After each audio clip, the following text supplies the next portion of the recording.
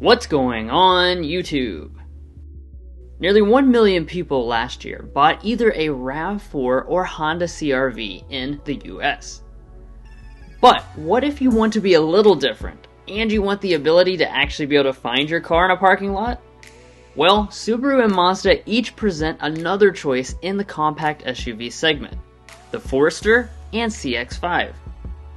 The Forester is brand new for 2025, and the CX-5 has reliably been Mazda's bestseller for years. So if you're going against the grain, which of these SUVs should you take? Let's go ahead and find out.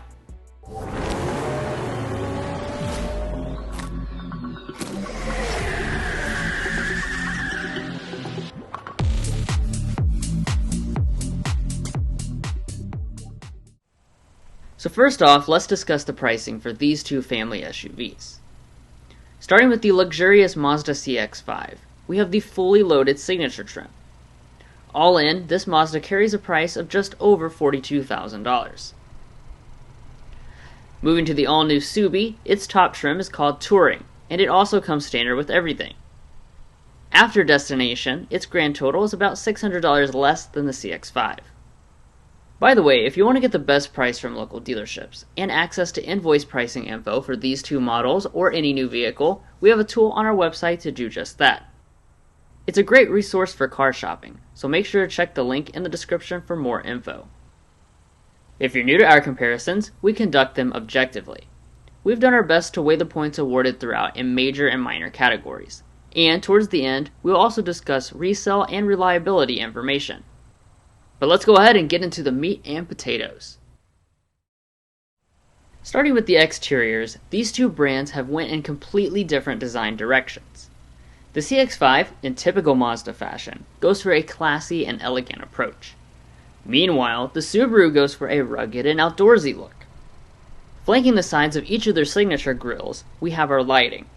Surprisingly, both come with extremely premium headlights for the segment that are not only just projector LEDs, but they also have adaptive bending abilities as well. However, it's only the Forester that includes fog lamps. Continuing to the sides, the Forester got even bigger for 2025, which means it's now a substantial 4 inches longer than the CX-5.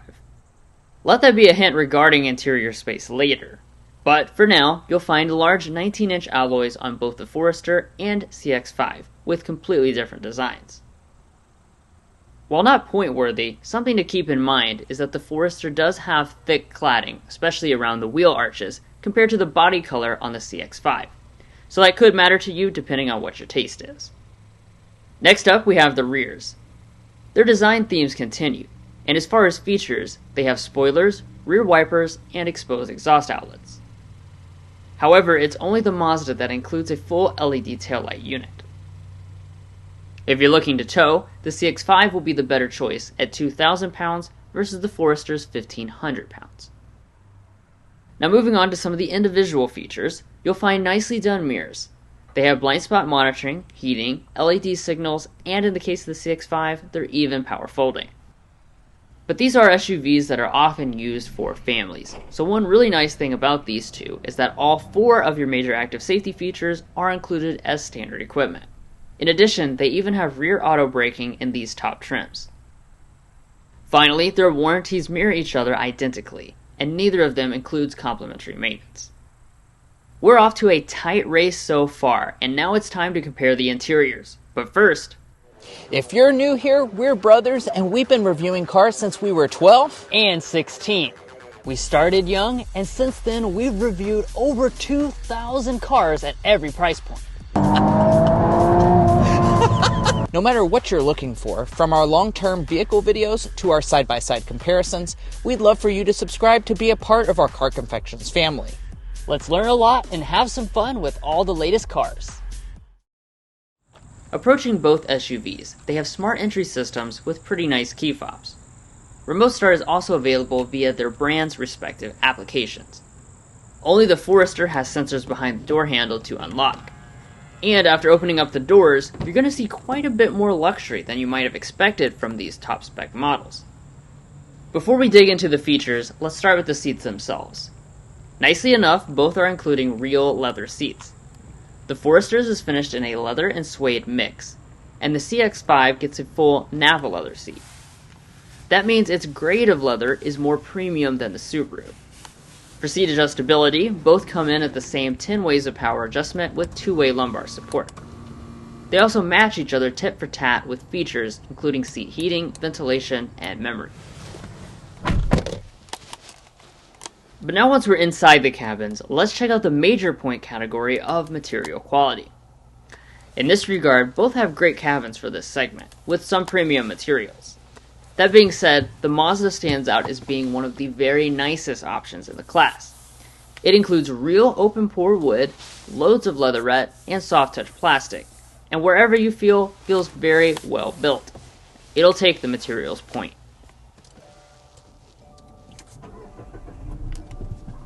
After startup, you'll see a pretty big difference. Despite being all new, Subaru still has a traditional gauge cluster design with a 4.2-inch display in the middle. The older CX-5 doesn't have a full digital display either, but it does include a larger 7-inch half-digital gauge cluster with more customizability.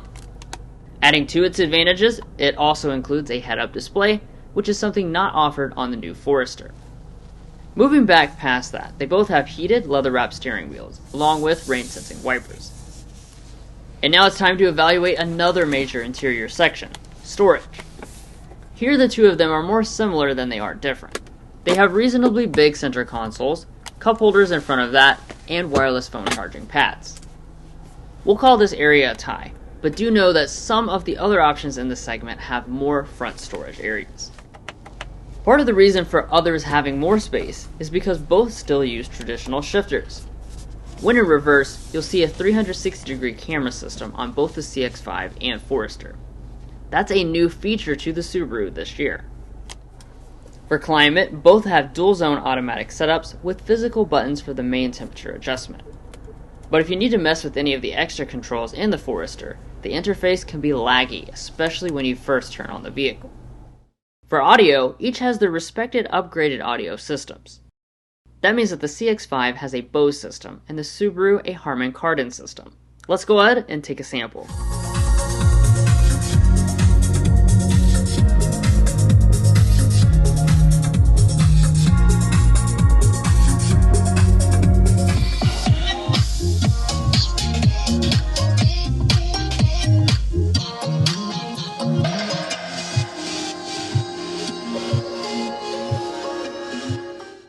As you can probably tell, both have good audio quality, but we'd give the slight edge to the Harman Kardon in the Subaru. But one of the things most important to buyers nowadays is your in-car technology. The Mazda comes in with a 10.25-inch display, while the all-new Forester adopts a large 11.7-inch display from other Subaru products this year. That's 13% more screen real estate, but more importantly is how you interact with those screens. While the Mazda is technically a touchscreen, that's only available if you're using Apple CarPlay or Android Auto. Otherwise, you're stuck using the control knob. In the real world, that's a lot harder to use, especially considering that you have to reach a long way.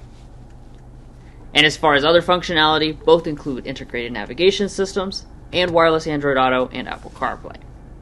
As we wrap up the front of the cabins, both have auto-dimming mirrors with garage door openers. Plus the Forester adds the rear camera ability. Lastly, both have sunroofs to let air in, but Subaru definitely lets in more air with its panoramic style setup that's about twice as large as the CX-5's standard size. Now as we head around to the back seats, remember how I said the Forester is 4 inches longer than the CX-5? Well, that'll show here. While Mazda claims the legroom is almost the same as the Forester, as you can clearly see, the Forester does have a significant advantage. After spending extensive time with both models, the Forester will certainly have the more comfortable rear seat. Now that that's out of the way, we have quite a few features that once again match each other. Both have 2 USB ports, rear vents, as well as reclining and heated back seats. Now let's see how much stuff you can bring along with you for the journey. While both have power tailgates, only the Forester gives you a hands-free option. Once they open up, you'll find an interesting dynamic. The Mazda surprisingly has about an 11% advantage behind the second row, but that advantage dissipates with the seats folded, and has 10 cubic feet less maximum space than the Forester. As far as other features, they match each other closely. They have spare tires and handles to fold the seats from the cargo area, but only the Mazda seats fold 40-20-40 split to allow for maximum passengers while hauling a long object. This has been a tight battle so far, and the driving experience between these two are quite different, so let's go ahead and dive into that. As I just said, the driving experience for these two crossovers is very different. That begins with what's under the hood. The all-new Subaru Forester has a naturally aspirated 2.5-liter Boxer 4 for 2025, while the CX-5 Signature is one of the only segment options to still include a powerful turbocharged engine on top trims. That means it has a massive power and torque advantage by as much as 60%, and will accelerate much faster to 60 miles per hour.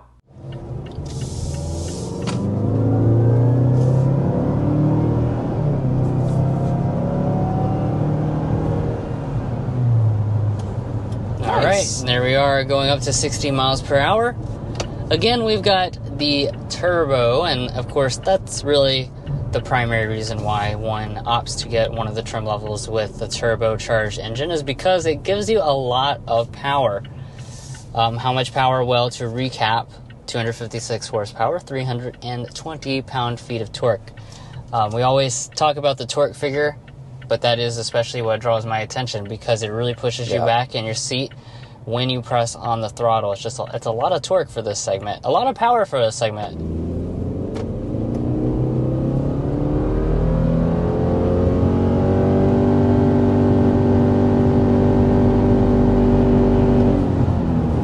Alright, so there is our acceleration up to 60 miles per hour with the 2025 Subaru Forester.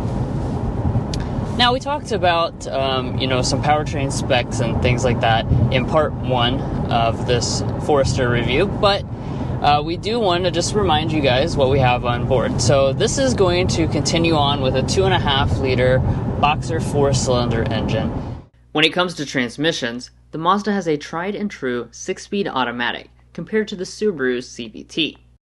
While many prefer a traditional transmission's feel, it can be a little slow to shift at times, so we'll call this area even. Now, what is not even is the off-road capability.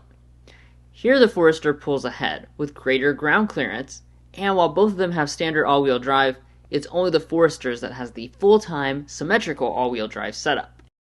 This is what has long given the Forester its reputation for going off the beaten trail. As far as the other element of the powertrain, we have a 6-speed automatic transmission. Nice and smooth shifts on board. Obviously, that's not the greatest number of gears, but probably about 50-65% of the segment is continuously variable transmission at this point. And it's not just part-time all-wheel drive setup, it is a full-time symmetrical all-wheel drive setup. So that's, of course, going to help you with your off-roading abilities in this model. So if you're one of those more adventurous type of people, you certainly will appreciate that here in the Forester. Now let's talk about the ride quality. In this area, they once again differ significantly. The Mazda is one of the only options in the segment focused on driving dynamics, which means it's a lot more fun to drive, exhibits less body roll, and has fantastic steering. The con of that is that the ride quality isn't as soft as the Forester's. The Subi's softer suspension takes large and small bumps alike and cancels them out very well, so it'll take the ride quality score. And now that we're finally clearing out of some traffic, I do want to take a second to discuss ride quality. I think that's really one of the strong elements about the CX-5 is how well it rides. Now, there's a couple things I do want to mention here.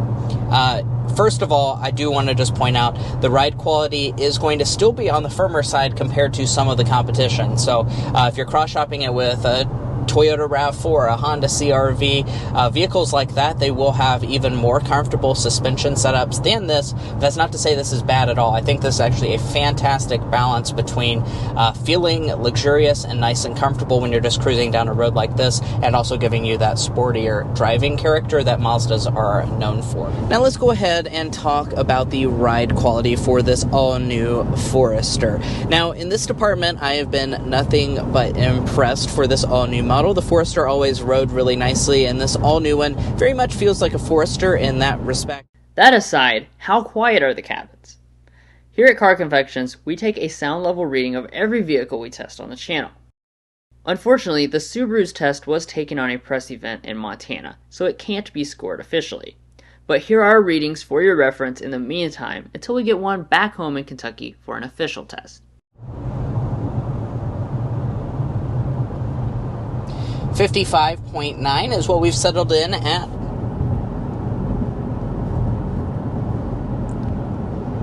57.6 decibels. Now, as you might expect, since neither of them are hybridized, the fuel economies are rather lackluster for the segment. The Forester is certainly the better of the two, though, coming in 5 mpg better than the turbocharged Mazda. It is worth noting that the Forester hybrid is expected to debut soon, and Mazda sells a CX-5 hybrid for those looking for more efficiency. In our reviews and comparisons, we are adding in reliability and resale value information to give you a better picture of overall value beyond just the original MSRP. Beginning with reliability, we developed the Combined Reliability Index, which takes into account several studies from trustworthy sources and combines them in a way that gives you a more holistic picture.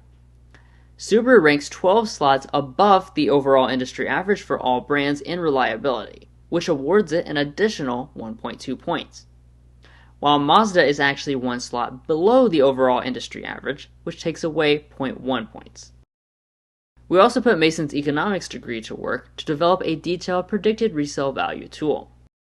After 5 years and 60,000 miles, both brands are quite impressive. Subaru has the third highest resale value percentage of any brand at 63%, and Mazda isn't far behind with an also impressive 59.4% after 5 years and 60,000 miles. That's only enough of a difference to award 0.4 points to the Subaru. Resale value is obviously important because it determines how much money you get back, but we can't forget about the price difference at the original purchase. The CX-5 costs $630 more than the Forester, which isn't quite the $1,000 of difference required for points to be awarded.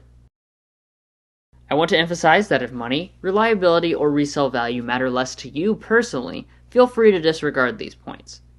And if you'd like to check out all our data about reliability and resale values, as well as learn about our methodology, make sure to head over to carconfections.com/resale and /reliability. Buying a car is a big decision, and this is a great place to compare all the makes that you might be cross-shopping. So there you have it. That was another hard-fought comparison, but let's go ahead and talk about who should be your personal winner based on what is most important to you. So to summarize, the Forester should be your winner if you're looking for the most rear seat space. Also, if you want that legendary Subaru off-road capability and more adventure-ready attitude. And then also you have better fuel economy. Now on the flip side, the CX-5 should be your choice if you value the turbo engine. It's going to be a lot more powerful than any version of the Forester, and the overall drive experience will be a lot better, especially if you like any type of sporty characteristic. It also is going to have some extra luxury features, a head-up display, power folding mirrors. So those are things that are not available on the Subaru Forester.